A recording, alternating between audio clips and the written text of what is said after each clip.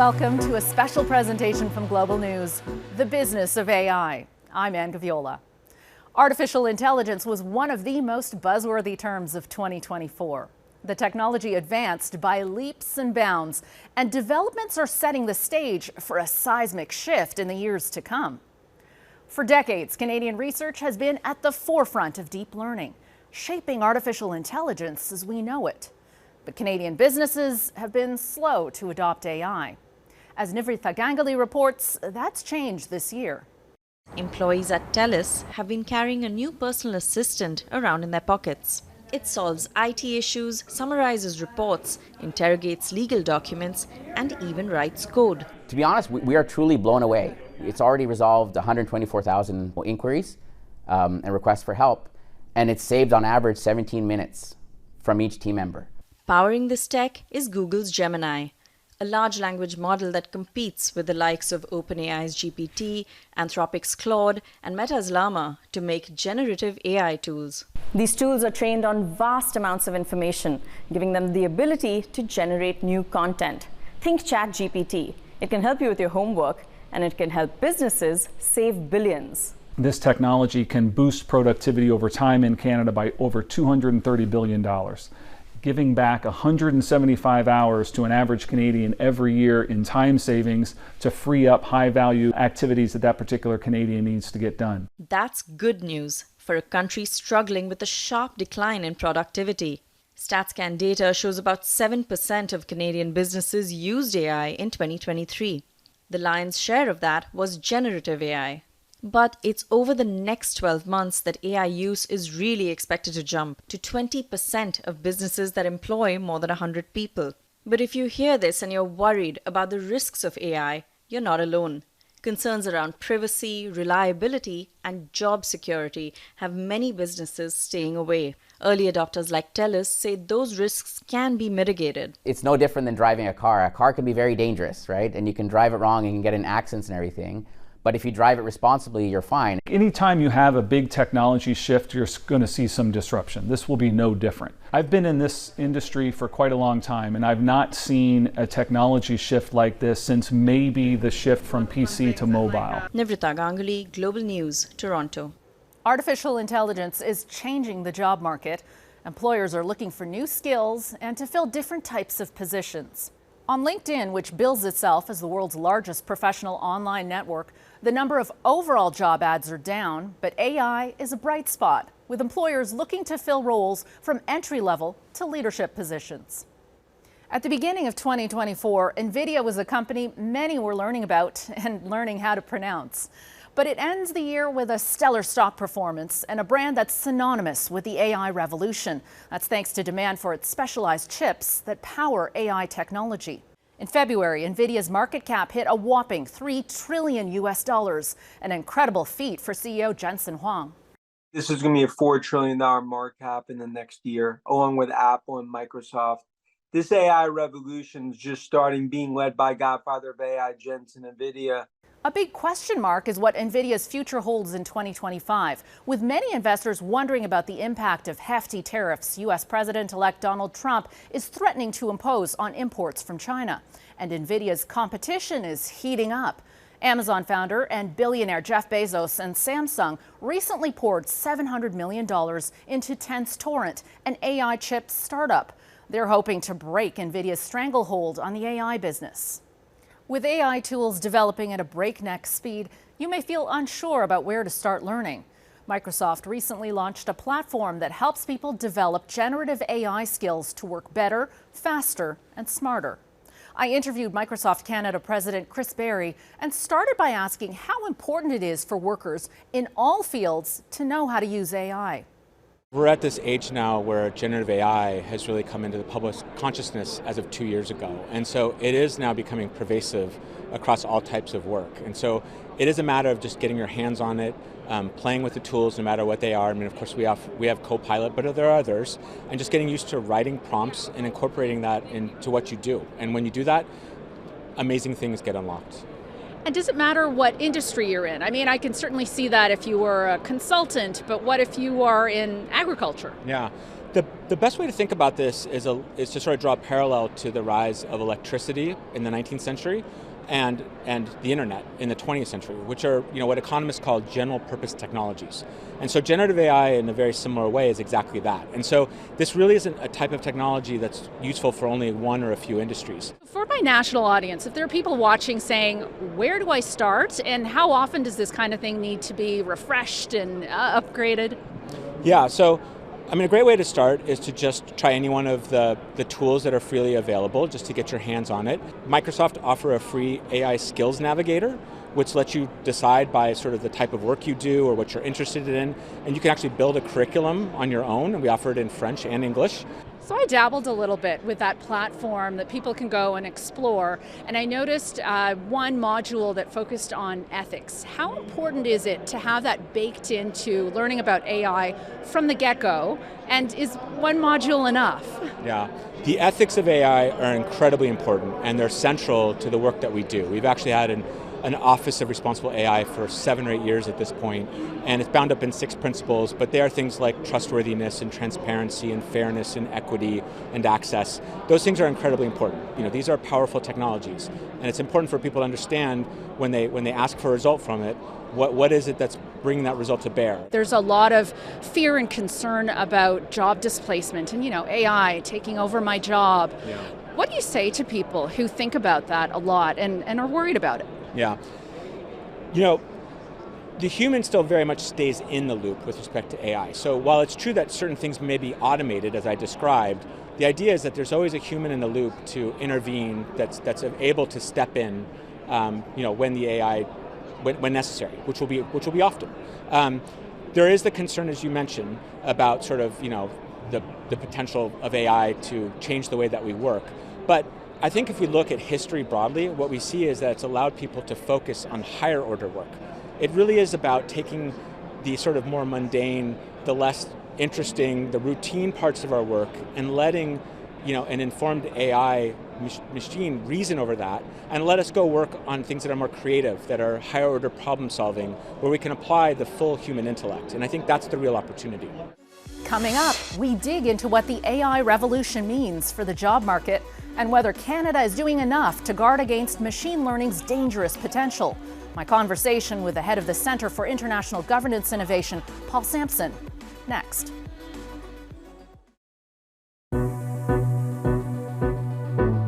Welcome back. AI advancements are happening at an incredible speed, leaving many to wonder if Canada is doing enough to monitor and regulate this nascent industry. Paul Sampson heads the Centre for International Governance Innovation. I started our conversation by asking if the Canadian government and its citizens are ready for AI disruption. It is a big deal for sure, both the good and the bad, right? There's both.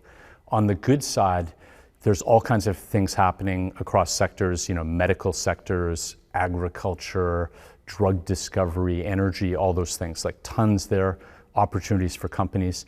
On the negative side, we know that there can be biases built into algorithms. We know that there can be manipulation, deep fakes, even weapons systems being controlled by AI or bioweapons and things. So there's a whole bunch of issues on the table, both good and bad. This is going to be a huge deal for Canada. I would say an analogy is interesting here. When you think back to when automobiles were really picking up, about over 100 years ago, new technology starting to appear everywhere. You needed roads that were both new markets, but also investment from governments. You needed rules around those roads. Were there speed limits? Were there seatbelts? It was a huge opportunity and it transformed lots of things. AI is that on steroids. On steroids, that's interesting.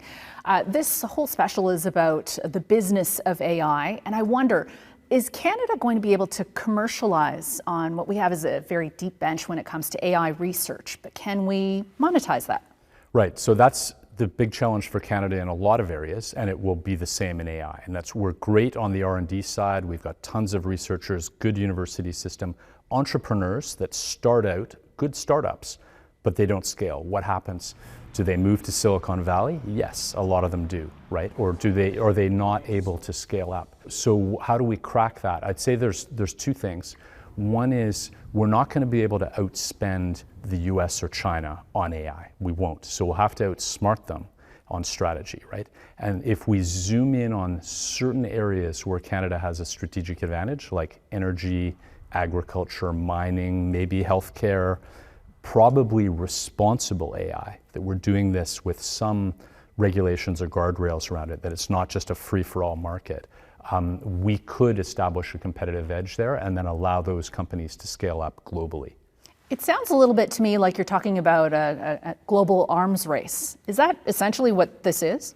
Well, there is actually a global arms race element to this, right? I didn't mention military so far, but the use of AI in autonomous drones and other weapons is a whole other discussion, and that is one of the huge issues that does require global cooperation. But on the economic side, there's also a bit of an arms race. Now, the reality is that China and the US are so far ahead of everyone else on the core computing power that they can use to train new models and really large systems, that we have to come in strategically. And so therefore it is very, very competitive between us, say Japan, Europe, to carve out that middle space there and be a global player.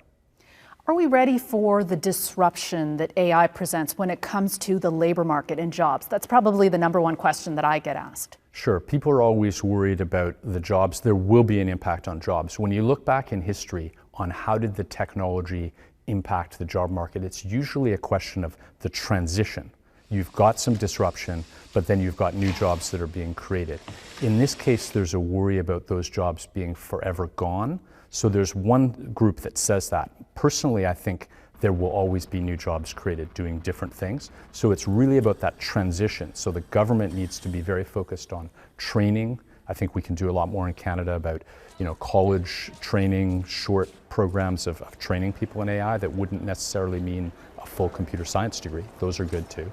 And then transition, how does government help people that would lose their job move into new areas? But I don't believe that there's a net loss of jobs over time necessarily. I want you to look into your crystal ball, and because there's been more awareness of all things AI this year, so think of it as the awareness year, do you think that 2025 will be the year of mass adoption, where it is ubiquitous? So let's call them the techno-optimists, are very much of the view is that it's probably 2025, right? That we'll blast off with that many more competitors to Chat GPT. China will come out with some, others may come out with some, and it'll really blast off and we'll get adoption. You have to have adoption in more of a mainstream way than you have now. It's moving faster outside of Canada.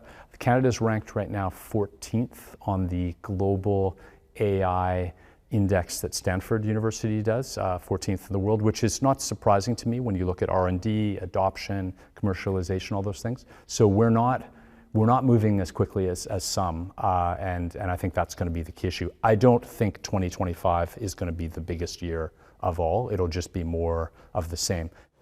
And if you want to hear more from my interviews with Paul Sampson and Microsoft CEO Chris Berry, you can watch longer cuts on the Global News YouTube channel. Coming up, why explosively popular shopping app Temu is facing legal battles in Canada and the US over concerns about how and what data it collects from your phone.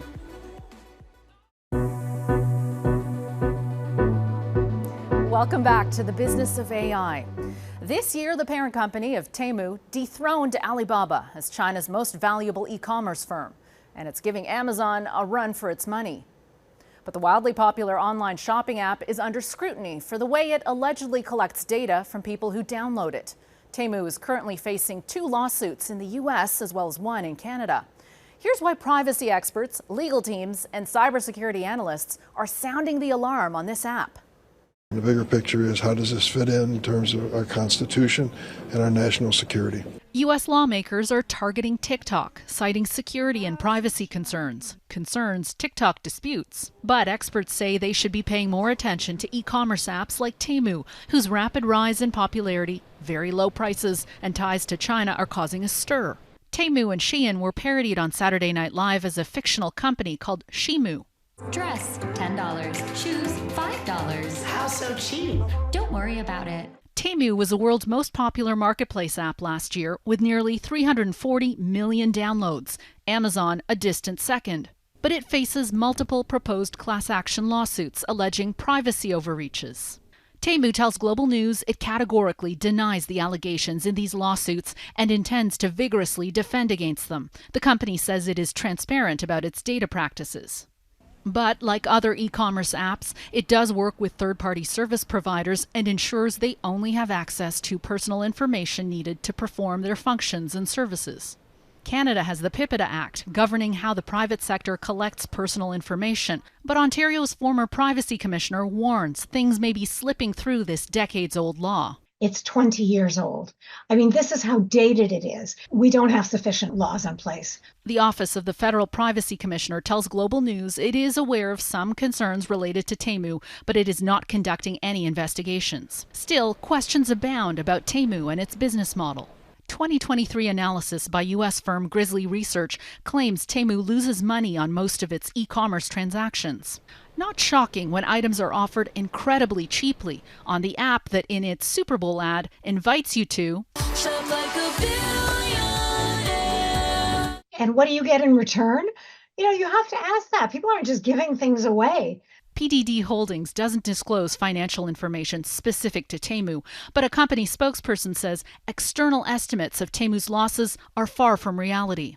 It says Temu is able to offer such cheap prices because of its efficient supply chain that cuts costs. When asked about the lack of federal oversight, in a statement to Global News, the Innovation Minister's office cited Bill C-27, tabled in 2022, which, as the Consumer Privacy Protection Act, is designed to replace PIPEDA. Bill C-27 is currently being studied. U.S. lawmakers issued a report saying there is an extremely high risk that Temu's supply chains are contaminated with forced labor. Under new Canadian legislation introduced this year, businesses must file a report annually describing the risks of forced labor in their supply chains and outline how to address those risks. It's self-reporting, and critics say it has a long way to go before meeting its mission to eradicate forced labor from Canadian supply chains. Temu tells Global News it strictly prohibits all forms of involuntary labor, and allegations to the contrary are completely ungrounded. Until robust rules to protect consumers are in place, experts say the best line of defense is to do research before downloading apps. The 2024 batch of holiday ads have some things in common. A cinematic focus on pulling at your heartstrings. We'll have more on one domain where AI isn't taking over just yet. Holiday ads after the break.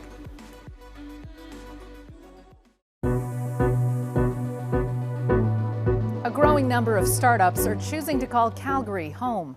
At the core of this is tech innovation, with many integrating artificial intelligence. Joelle Tomlinson has this report. From the expression on your cat's face, here it is. Good job. To marketing, branding, and design, startups in Calgary do it all. But in a fast-developing digital world, there is something they are all taking note of. AI can be a very powerful tool if used properly and under the right controls to help companies in the marketing space and other industries. Web and brand agency Tiller Digital is using Chat GPT, Waldo, and dabbling with artificial intelligence in Adobe. We've only scratched the surface because things are changing so quickly. Susan Greneveld has found another way to utilize AI that's not kitten around when it comes to pet health. Sylvester AI evaluates feline pain or discomfort based on a photo of your cat. So we took labeled data sets and we applied pictures of cats in pain and non-pain, and we found out we were over 90% accurate.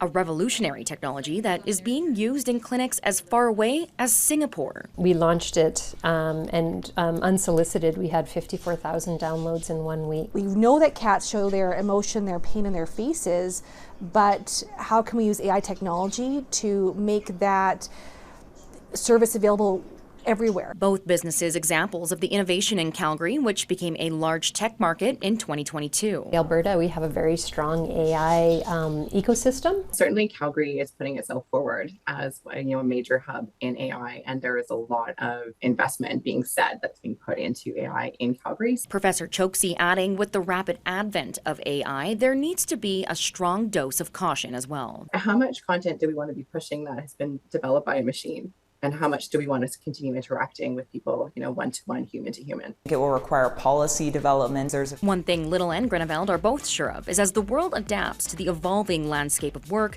companies, employers, and future job seekers will all have to evolve in order to thrive. The future is truly exciting where this technology can go. While it's kind of scary at the beginning, I think there's lots of really exciting things that happen. So it's about finding those pieces that are exciting and trying to figure out how to leverage them. Joelle Tomlinson, Global News. 'Tis the season when companies veer away from artificial intelligence and tap into our most human emotions. And if you're anything like me, you may need to reach for some tissue for this next little bit. Some of the most memorable holiday ads were cinematic and featured the product or the company in the background, allowing emotion to take center stage. This ad from Chevrolet deals with grief over the loss of a beloved father figure. Sometimes I regret not following in his footsteps.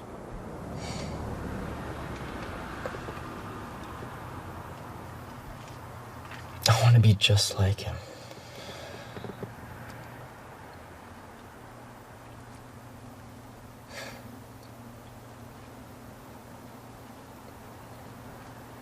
You already are. Not to be outdone, Apple's holiday ad follows a father living with moderate hearing loss. His experience shifts after he activates the hearing aid feature on his AirPods.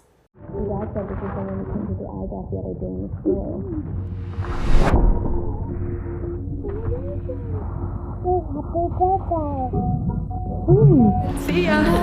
Everything is easy 'cause of I love you, Papa.